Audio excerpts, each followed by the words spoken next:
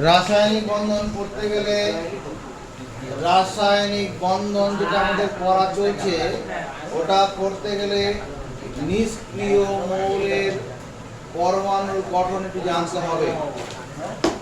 নিষ্ক্রিয় মৌল নিষ্ক্রিয় মৌল নিষ্ক্রিয় মৌল নিষ্ক্রিয় মৌলের প্রথম নাম কি? হিলিয়াম। হিলিয়াম হিলিয়াম যার সংকেত He।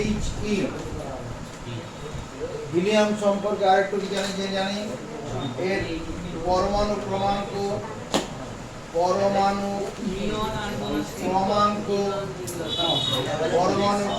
হচ্ছে 2। অর্থাৎ নিউক্লিয়াসে দুটি প্রোটন কণা আছে। ইলেকট্রন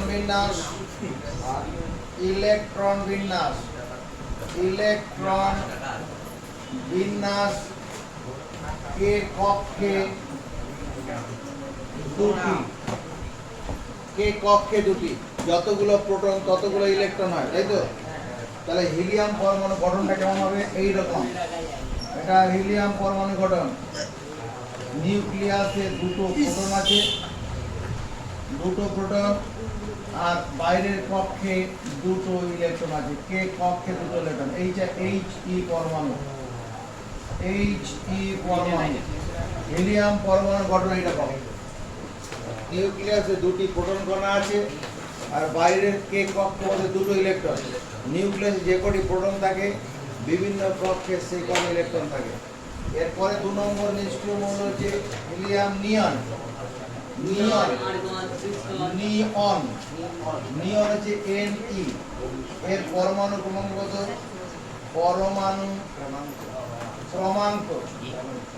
পরমাণু ক্রমাঙ্ক হচ্ছে 10। ইলেকট্রন বিন্যাস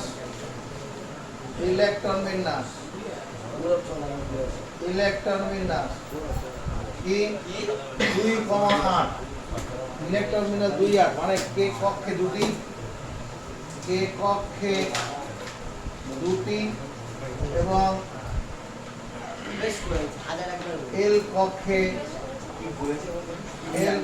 8টি। কে কক্ষে দুটি ইলেকট্রন, এল কক্ষে 8টি ইলেকট্রন। ইলেকট্রন বিন্যাস। তাহলে নিয়ন পরমাণু গঠনটা কেমন হবে? এটা নিউক্লিয়াসে 10টি প্রোটন কণা আছে। প্রথমে কে কক্ষপথ দুটো ইলেকট্রন, এল কক্ষপথ 1 2 3 4 5 6 7 8টা ইলেকট্রন। এটা কি? এই Ne পরমাণু।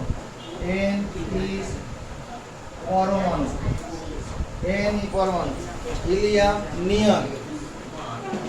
নিয়ন। আর্গন, এটাই লাস্ট।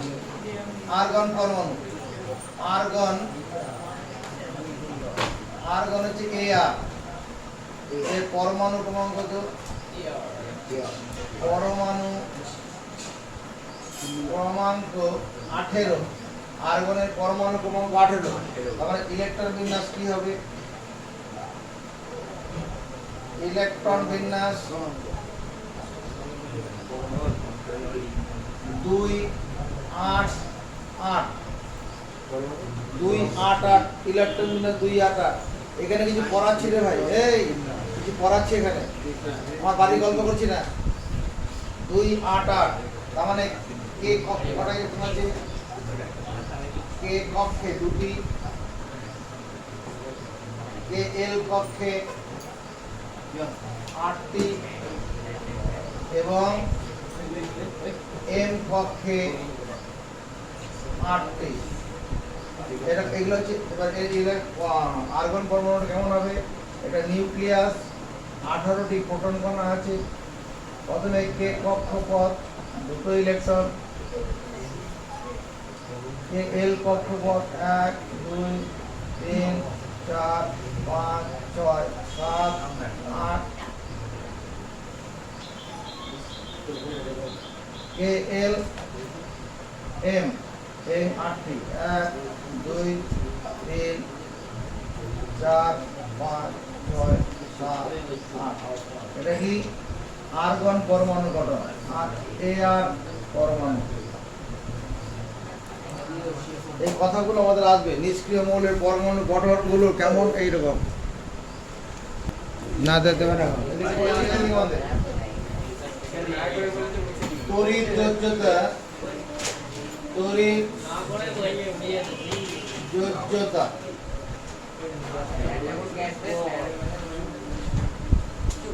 অণু গঠনের সময় একাধিক পরমাণুর মধ্যে যে বন্ধন সৃষ্টি হয় বা যে আকর্ষণ বলে দ্বারা যুক্ত থাকে, মানে কোনো অণুর মধ্যে পরমাণুগুলো এক বা একাধিক মৌলের পরমাণুগুলো যে আকর্ষণ বলে দ্বারা যুক্ত থাকে তাকে রাসায়নিক বন্ধন বলে। এই রাসায়নিক বন্ধন দু রকমের আছে, একটা তড়িৎযোজী বন্ধন আর সমযোজী বন্ধন। আর তড়িৎযোজী বন্ধন, তড়িৎযোজী বন্ধনের সাথে যে যৌগ গঠিত হয়, সেই যৌগ গঠনের ক্ষমতাকে বা ঘটনাকে বলে তড়িৎযোজিতা। তড়িৎযোজিতা কাকে বলে লিখছি, যৌগের অণু গঠনের সময়, যৌগের অণু গঠনের সময়, যৌগের অণু গঠনের সময়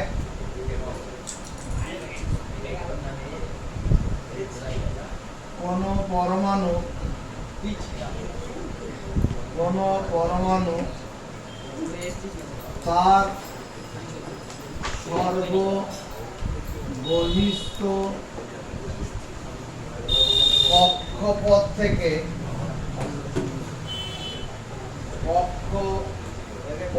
থেকে যৌগের অণু গঠনের সময় কোন, এরকম লিখলে ভালো হয়, যৌগের অণু গঠনের সময় কোন ধাতব মৌলের পরমাণু তার সর্ববহিঃস্থ কক্ষপথ থেকে এক বা একাধিক ইলেকট্রন, ইলেকট্রন বর্জন করে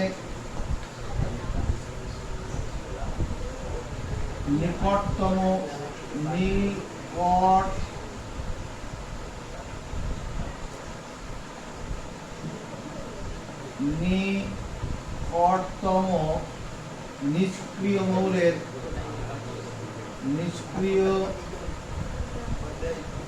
মৌলের নিকটতম নিষ্ক্রিয় মৌলের ইলেকট্রন বিন্যাস, ইলেকট্রন বিন্যাস লাভ করে এবং নিজে ক্যাটায়নে পরিণত হয়।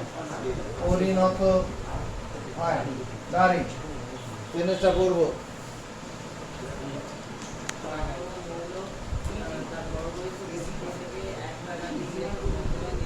ধাতব পরমাণু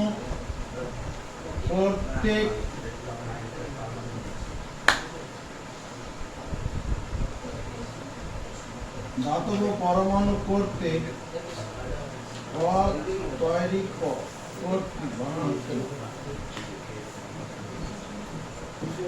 ধাতব পরমাণু দ্বারা গঠিত ইলেকট্রন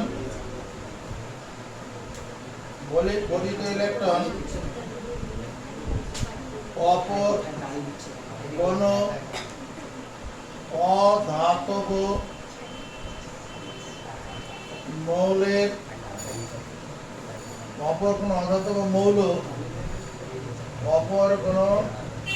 অধাতব মৌল তার বহিস্থ কক্ষে স্থাপন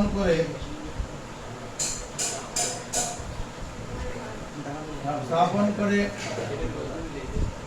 নিকটতম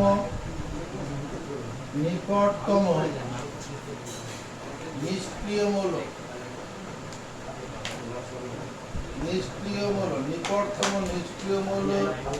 মৌলের ইলেকট্রন বিন্যাস লাভ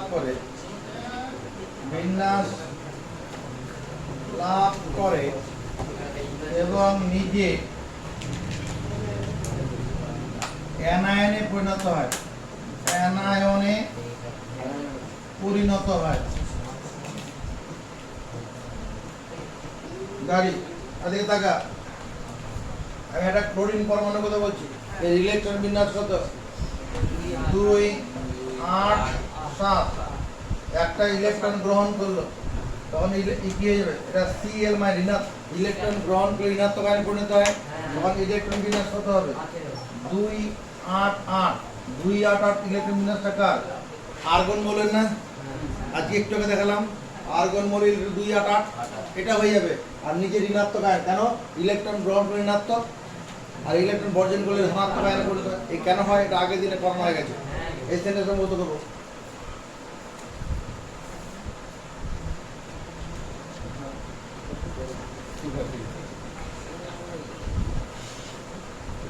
বিপরীত আয়ন দুটি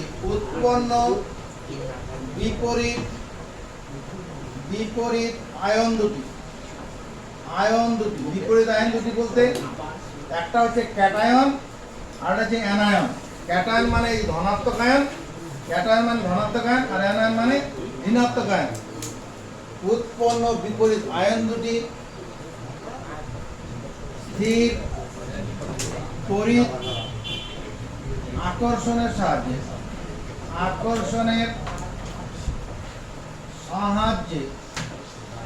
যুক্ত হয়ে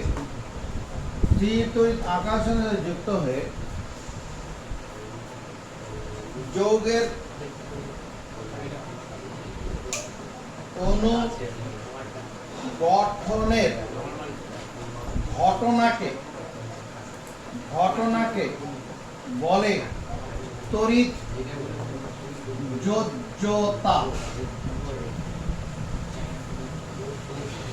উৎপন্ন বিপরীত আয়ন দুটি, যে দুটো বিপরীত আয়ন, একটা ধনাত্মক আয়ন, এই যে একটা ধনাত্মক আয়ন হবে আর একটা ঋণাত্মক আয়ন, এটা কি করবে? একটা স্থির তড়িৎ আকর্ষণ, একটা আকর্ষণ বল কাজ করবে। স্থির তড়িৎ আকর্ষণের সাথে যুক্ত হয়ে যৌগের অণু গঠনের ঘটনাকে বলে তড়িৎ যোজ্যতা। চলো এটা পড়ি। আসেন।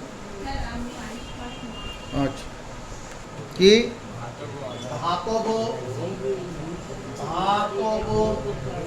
ও অধাতব মৌলের পরমাণু দ্বারা দেখ, ধাতব অধাতব মৌলের পরমাণু দ্বারা যৌগের অণু গঠনের সময় কি হবে? কোন ধাতব মৌলের পরমাণু তার সর্বস্থ কক্ষপথ থেকে এক বা একাধিক ইলেকট্রন বর্জন করে নিকটতম নিষ্ক্রিয় মৌলের ইলেকট্রন বিন্যাস লাভ করে এবং নিজে ক্যাটায়নে পরিণত হয়। ধাতব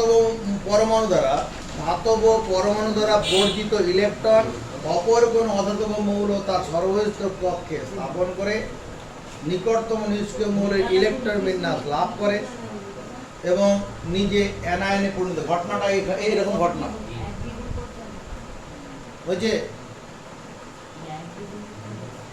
উৎপন্ন বিপরীত আয়ন দুটি স্থির তড়িৎ আকর্ষণের সাহায্যে যুক্ত হয়ে যৌগের অণু গঠনের ঘটনাকে বলে তড়িৎ যোজ্যতা।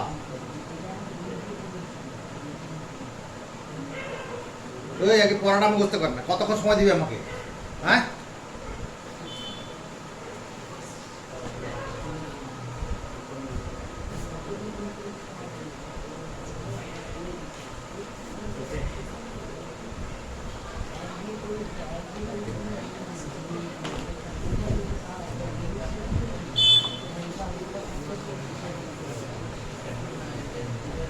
কার মুখস্থ হলো? ঘটনাটা বুঝেছিস? এবার বাকি ঘটনাটা এবার বুঝে যাবি, যেটুকুন পড়া বাকি আছে। আচ্ছা, NaCl অণু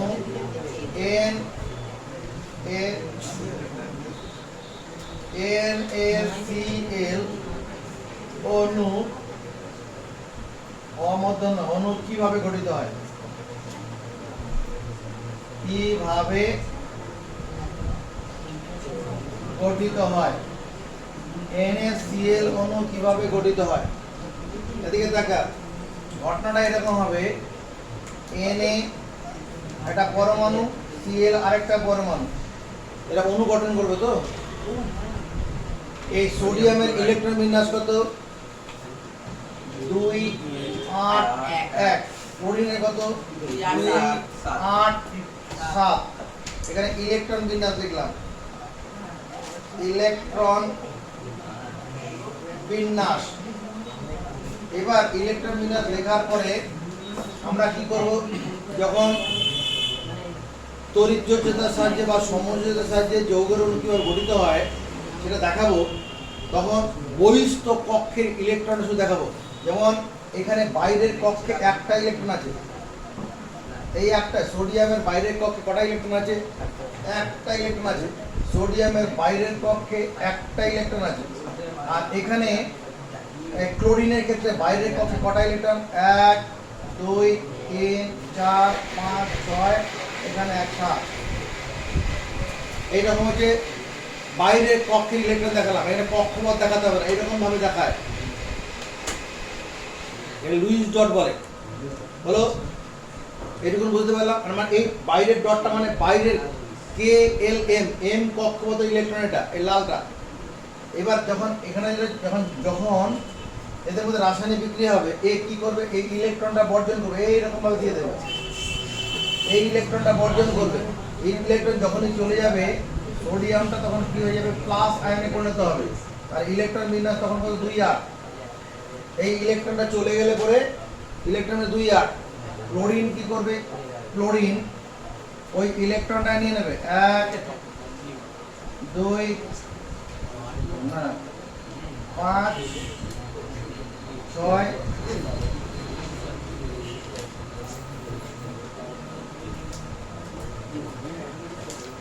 এই ইলেকট্রন টাকা, এটা ক্লোরিন, ইলেকট্রন বিন্যাস 2 8 8 হয়ে গেল মাইনাস। এই সোডিয়ামের ইলেকট্রনটা ক্লোরিন নিয়ে নিয়েছে, দেখে নাও। সোডিয়ামের ইলেকট্রনটা কে নিল?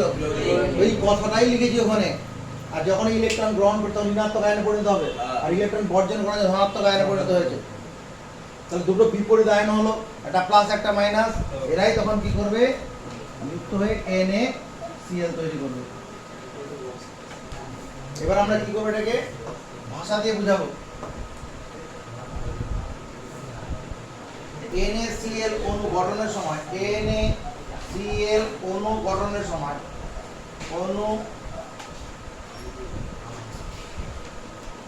NaCl অণু গঠনের সময়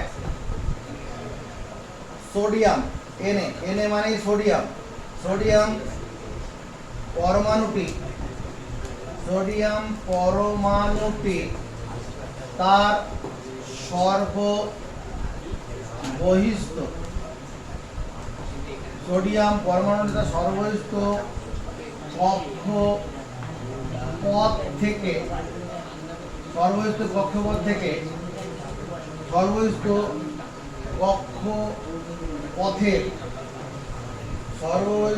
কক্ষপথের ইলেকট্রনটি বর্জন করে যখন ইলেকট্রন বর্জন করবে, এরকম হয়ে যাবে 2 8 ইলেকট্রন বিন্যাস কার? নিকটতম নিষ্ক্রিয় মৌল নিয়নের ইলেকট্রন বিন্যাস কার? বর্জন করে নিকটতম নিষ্ক্রিয়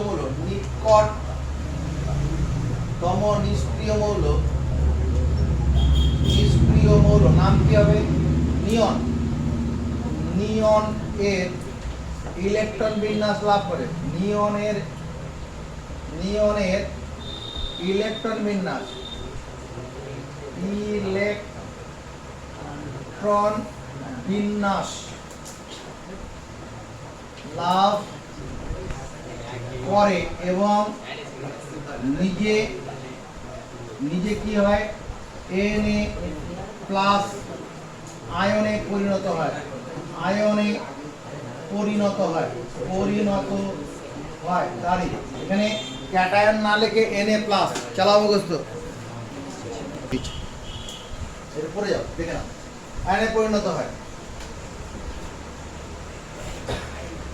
Na পরমাণুর বর্ধিত ইলেকট্রনটি, Na পরমাণুর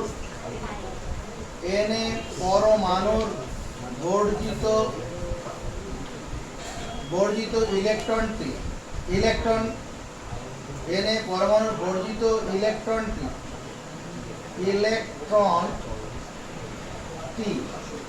কে গ্রহণ করে? ক্লোরিন পরমাণু গ্রহণ করে, ক্লোরিন পরমাণু গ্রহণ করে, পরমাণু গ্রহণ করে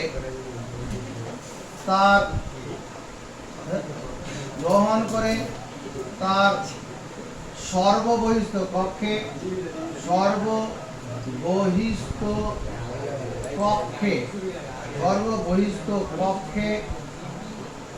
কি করে? স্থাপন করে বা স্থান দেয় আর কি। এই যে ইলেকট্রনটা যে স্থান দিল, সর্ববহিষ্ঠ কক্ষে স্থান দিল, 2 8 7 ছিল, 2 8 8 হয়ে গেল। স্থাপন করে নিকটতম নিষ্ক্রিয় মৌল, নিকটতম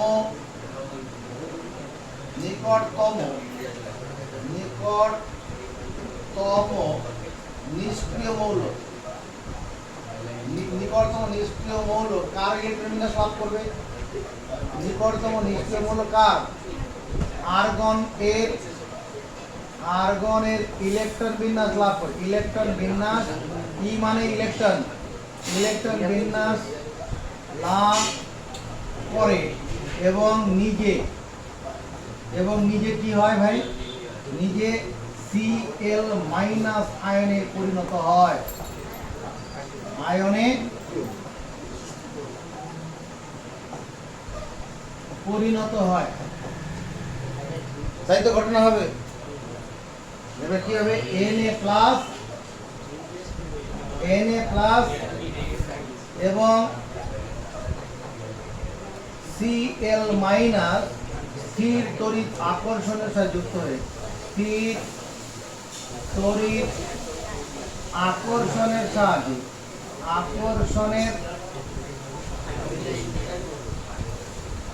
সাহায্যে যুক্ত হয়ে, স্থির তড়িৎ আকর্ষণের সাহায্যে যুক্ত হয়ে কি করে?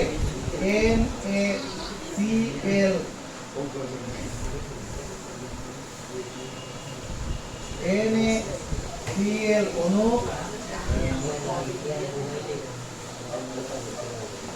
গঠন করে।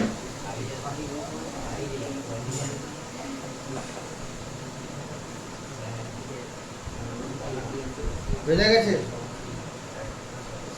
এই কথাটাই লিখেছিলাম না ওখানে, তড়িৎ যোজ্যতার ক্ষেত্রে। হ্যাঁ।